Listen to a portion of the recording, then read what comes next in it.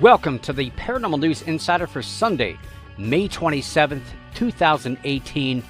And this is officially episode number 358. And this is your host, Dr. Brian D. Parsons. And yes, this is a Sunday night special, kind of a return, more or less. And I do want to take a second here at the beginning of this shortened episode to offer a huge apology to those listening out there who are fans of the show.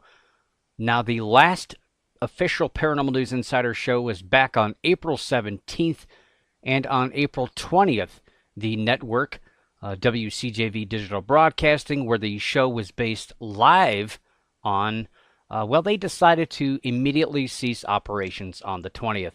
That kind of left me without a home again. Not really a huge deal. It's happened many, many times over the 9 years of doing this radio show.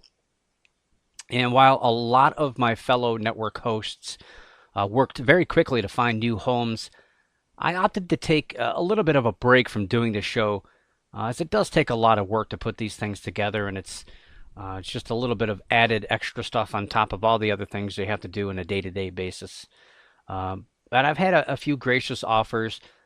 But I'm still taking a little bit of time to kind of decide what direction I want to go in for the future, as well as the format and structure for the show going forward, or if I'm going to do another format all completely.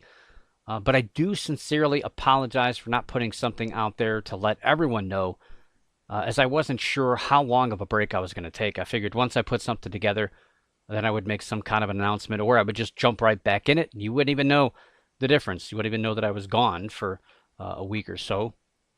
And I do want to thank those who have continued to support this show, even though it's been off the air for about a month. It's people like you. You guys, you drive me to want to continue to do this. And yes, it is a lot of work, but I read all this stuff anyway. I read all these stories, and I dig into the reality behind them, regardless if I'm doing a radio show or not. It's just whether or not I take the work to translate all that information into something that I can broadcast. That's a totally different thing. And one other thing here is the events listing has been updated for 2018. I've continuously kept that updated. No matter what, if I'm broadcasting a show or not, that's still part of the whole entire Paranormal News Insider package. And I'm going to keep that events listed updated for 2018 and going forward. I mean, even if I never come back, which I don't think I'll not come back, worst case scenario, probably a show in June, and I'll probably hit and miss every now and again towards the end of the year, and I'll still do a top 10 Paranormal News Countdown this year, but the future is unwritten.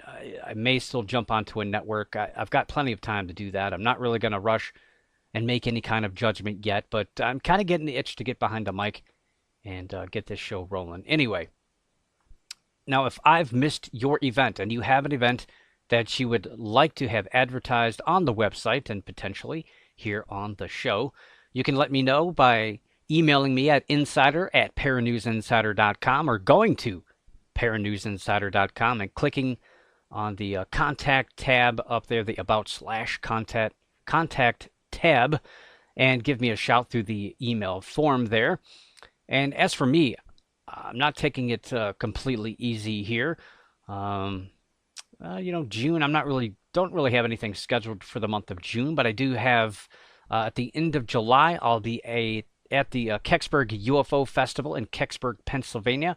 I did speak there last year with it was where I debuted my latest book, Handbook for the Amateur UFO Investigator. But this year, I'm just going to be kicking back, sitting at the table, and chilling out with Stan Gordon and a lot of other people. August 17th and 18th, I'll be presenting at the 3rd Annual Summers in Squatch Watch in Tionesta, Pennsylvania. And October 5th through the 6th, I'll be at the Uncon 12, the Uncon, which stands for Unconventional, in Piqua, Ohio. And I'll be talking about cryptozoology as part of the theme of that convention. I don't know what you'd call it. Yeah, I guess unconventional. It's not really a convention. It's an unconventional. Their theme this year is Alien Freak Show. So I'll kind of weave that into cryptozoology a little bit. October 13th, I'll be at the Albatwitch Festival in Columbia, Pennsylvania. October 30th, I'll be at the Westerville Public Library in Westerville, Ohio, which is northeast of Columbus. And I'll be talking on the subject of Ohio cryptids and strange creatures. And this will be my 10th consecutive year at the library. And in case you haven't heard, the Pennsylvania Bigfoot Camping Adventure will be back for 2019. Yes, May 31st through June 2nd, 2019.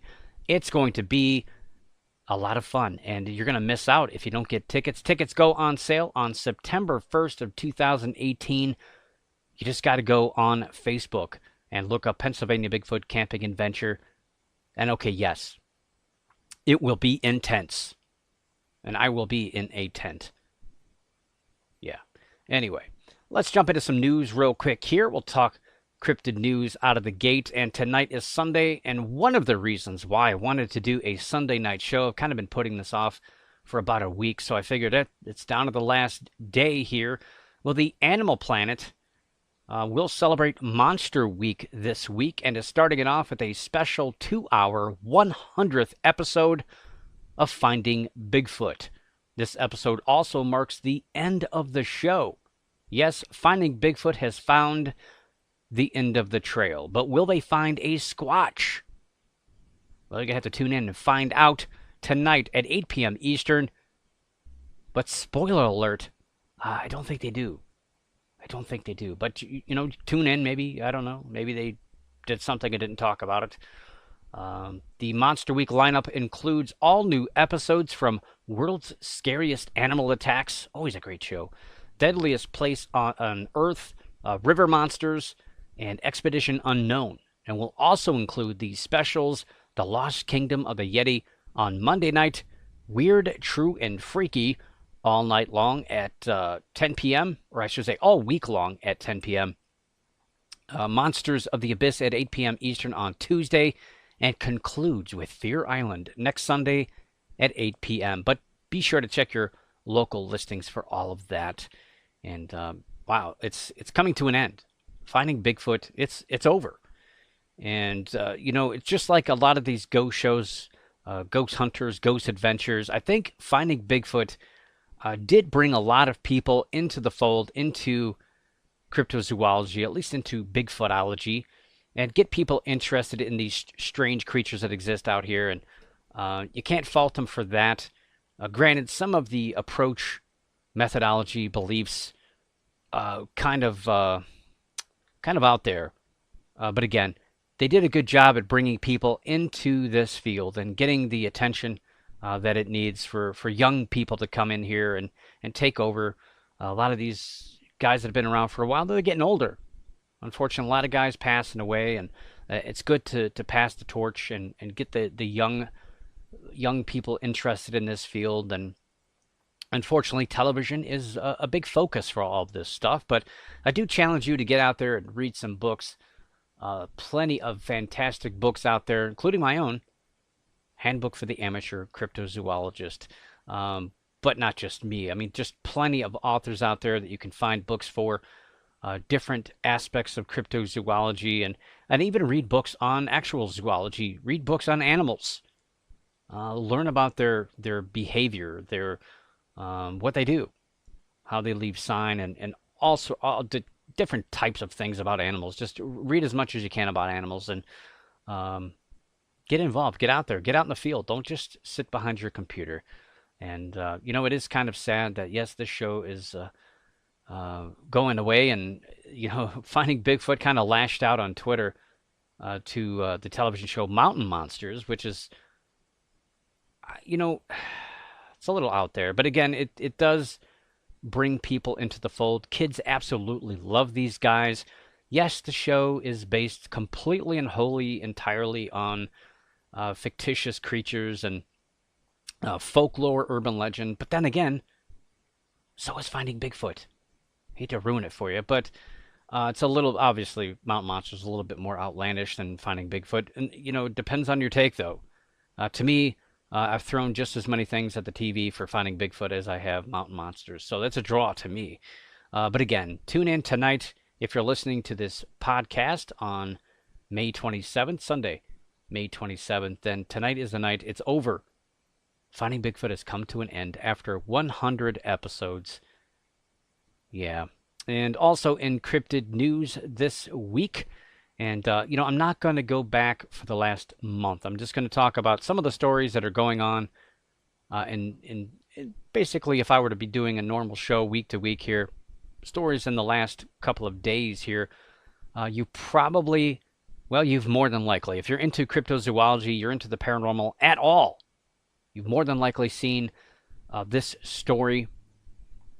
A strange-looking creature lying on the back of a pickup truck. Well, that's got the rumor mill in full grind mode. A rancher near Denton, Montana, shot and killed what he thought was a wolf that was near his livestock back on May 16th. Now, he called authorities as required by law, but when Montana Fish, Wildlife, and Parks arrived, they felt that something just wasn't quite right. This statement was put out in many stories on the internet and rumors, speculating that this might be anything from a werewolf, a Bigfoot, dogman, or maybe something else, has quickly made this one of the bigger cryptid stories of the year. Authorities are fairly convinced that this is not a pure wolf and released a statement that outlined some of the observations, including that the canine teeth were too short, the front paws were too small, and the claws on the front paw were too long. The Montana Fish, Wildlife, and Parks has since sent the carcass to the department's lab in Bozeman, where tissue samples were collected. These samples have then been shipped to the U.S. Fish and Wildlife Service Laboratory in Ashland, Oregon, where they will be tested. And while the tests may take a week, it has been reported that there is a backlog of cases within the lab, so it might take a little bit more time. But the thing here is the Montana FWP, they've been very transparent about their investigation so far and are just as curious about coming to a conclusion as the rest of us are. But I think they've pretty much nailed it here, that this is a more than likely a wolf dog type creature. So yeah, not going to think it's a werewolf. Well, we've found an actual werewolf here. I don't think you're going to hear that announcement. But it's still interesting to see what this is going to come back as. But I wouldn't be surprised if it's just wolf, kind of a wolf-dog hybrid creature. Yeah, don't expect, Dogman or something here. But still an interesting story.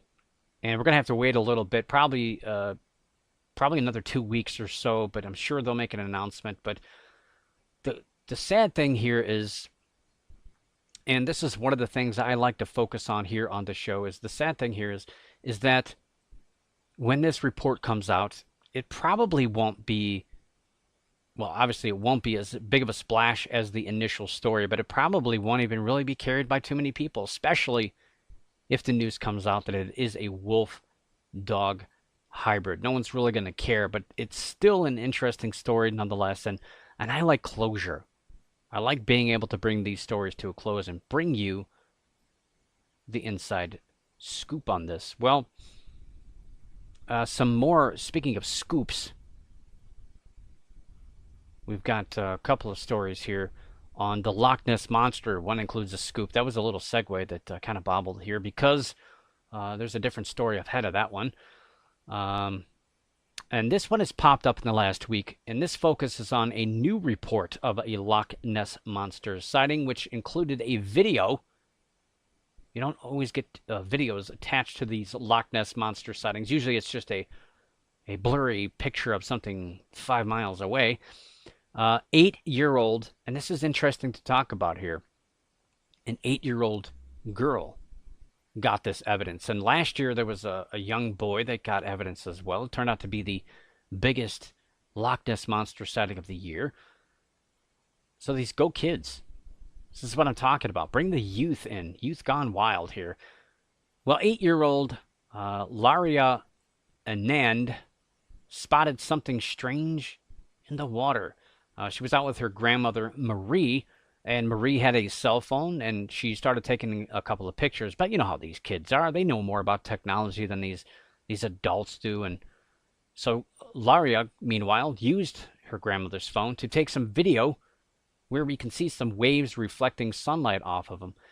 So we can tell that they're pretty different than surrounding water there, because you see that reflection of the sun. It's pretty intense there. Now there does seem to be a streak of water movement coming to this area where the water is kind of like a wave. So I'm not convinced it was something just popping out of the water. It's something that was moving through the water or over top of the water.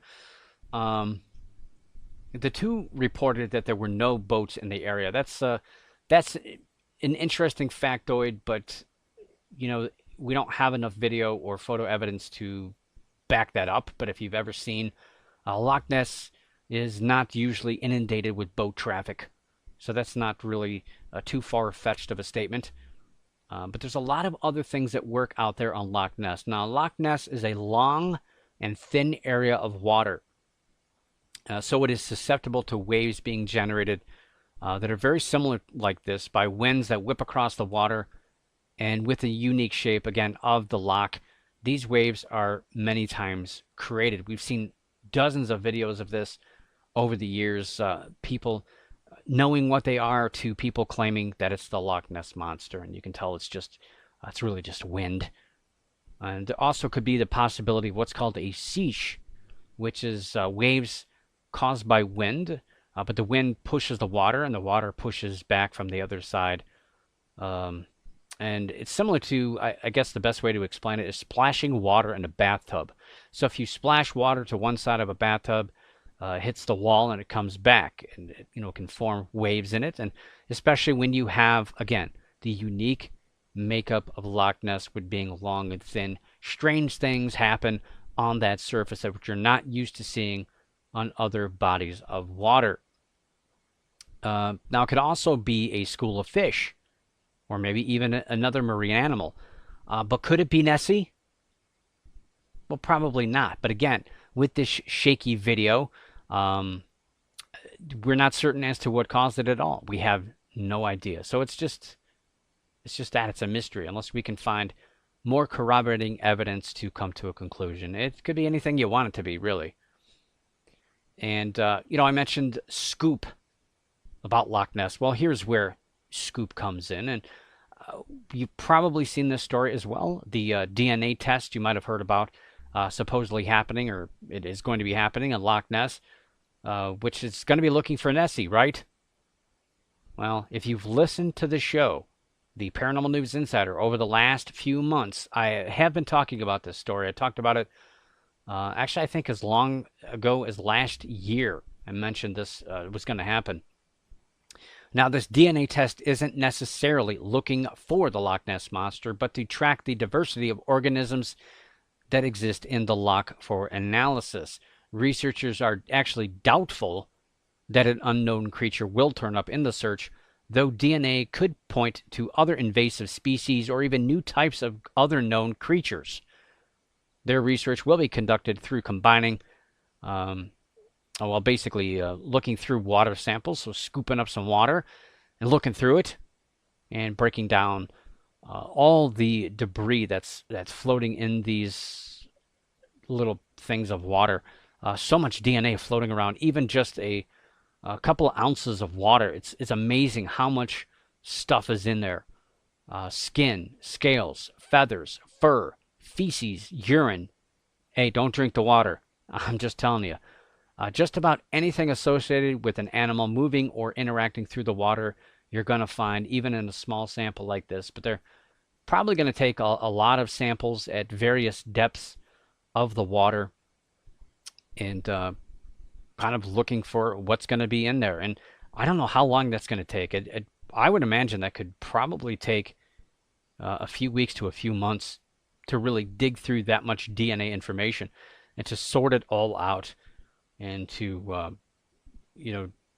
determine one type of DNA thing from another. It's probably going to be a lot of work. But Again, they've been talking about it for a while, so we can wait a while. Probably won't hear anything about this. I'm going to guess probably until later on in the year. And depending upon those results, it could either be a story, again, that nobody talks about, or it could be, I don't know, it could be the biggest story of the year. Who knows?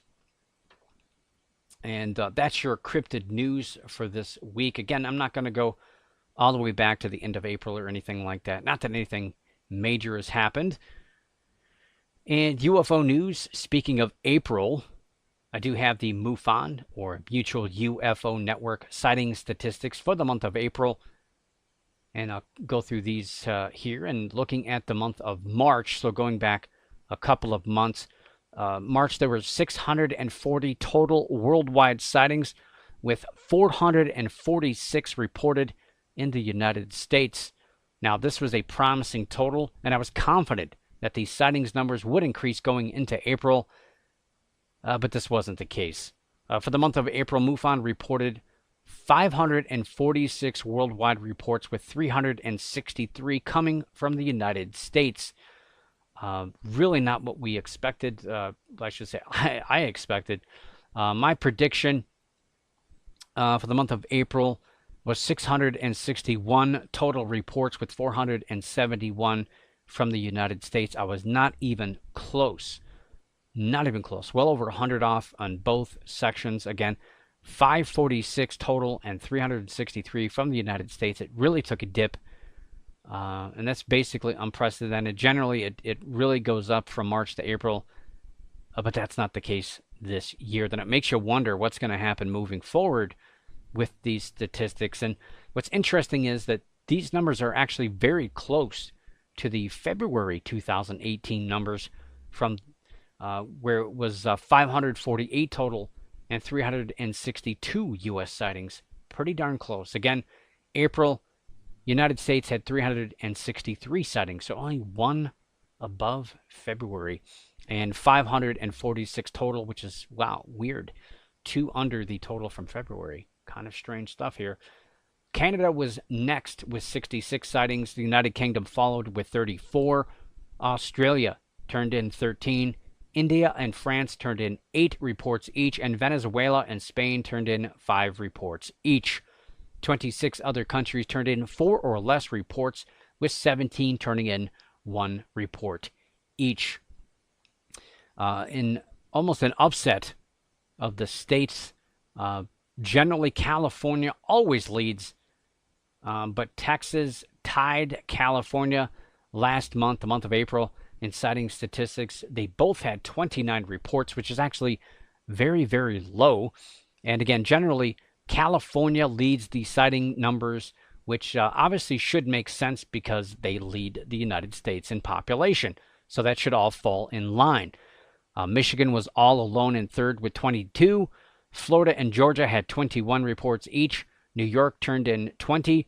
Arizona and Pennsylvania had 17 each. Washington State had 14 reports. New Jersey had 12. Tennessee and South Carolina turned in 11 reports each. North Carolina had 9. Virginia had 8. And Idaho, Arkansas, Indiana, and Colorado turned in 7 reports each. And 28 other states, including the District of Columbia, turned in 4 or less reports, with 8 turning in 1 report. And one of those that turned in 1 report was Washington, D.C. And again, I don't think it landed on the White House lawn.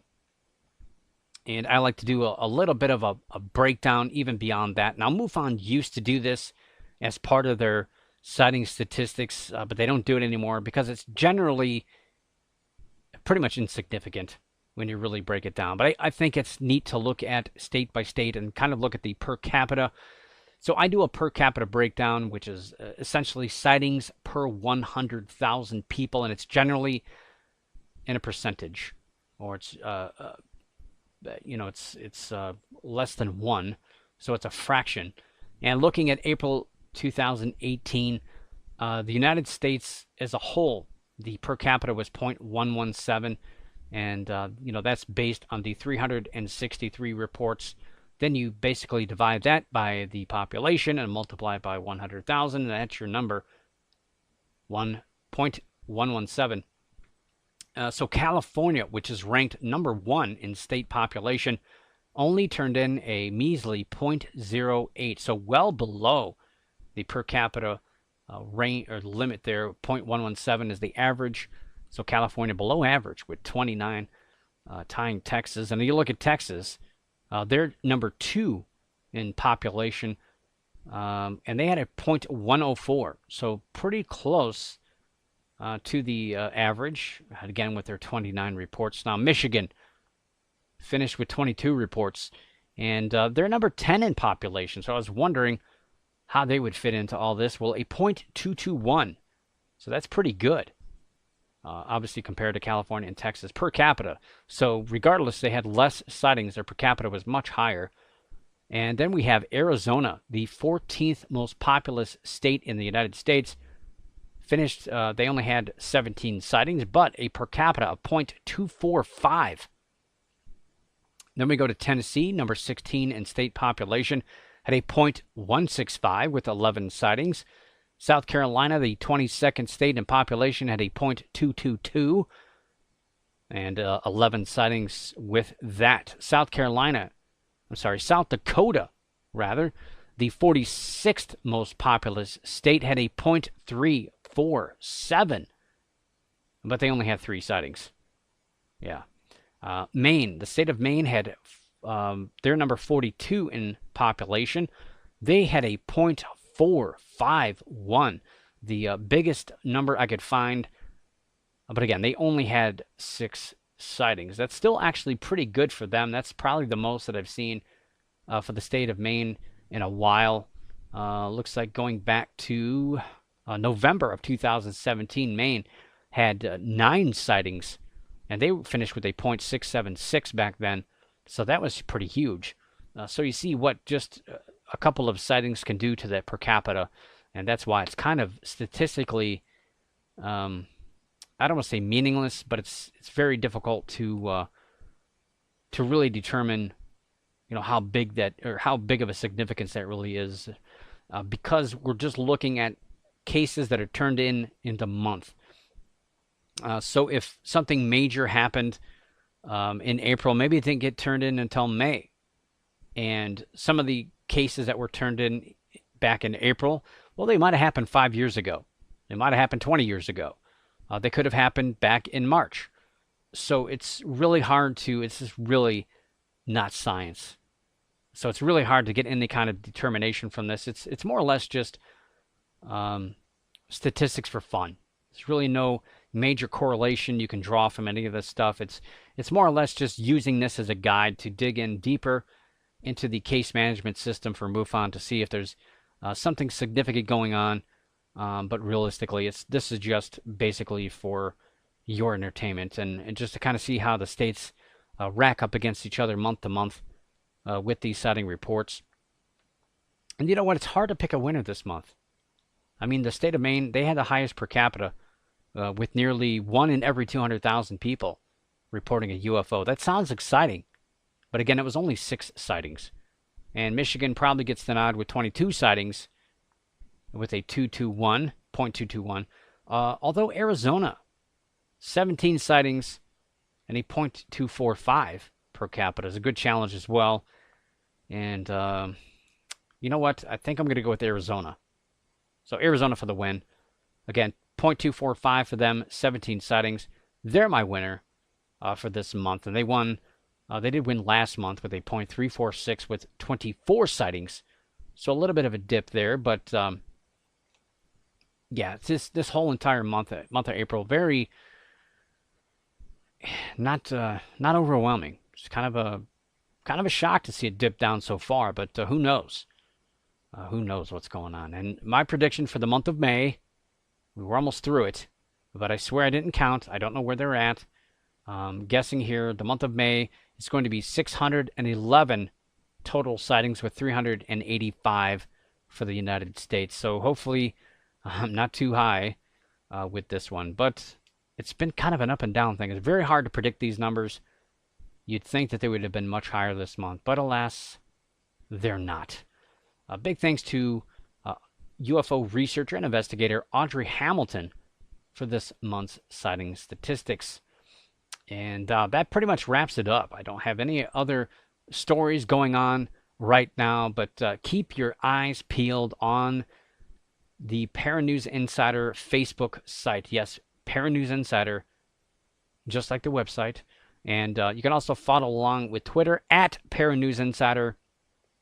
Anything I post on Facebook automatically goes into Twitter, so you won't miss out. I know some people like one form of social media over another, so I do keep those two intertwined, intermingled, whatever the term is, so you can get that information as you need to. And again, if you have any information about any paranormal conference or convention, let me know at insider@paranewsinsider.com, or go to the website paranewsinsider.com, click on the about/contact link there and get a hold of me. Fill out that web form and shoot me an email, or just find me on Facebook or, again, Twitter, and get a hold of me there, and I'll take care of it as quickly as I can.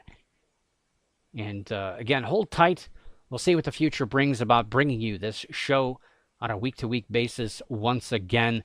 I'm going to start figuring out what I need to do. My break is over here, so stay tuned and watch the website.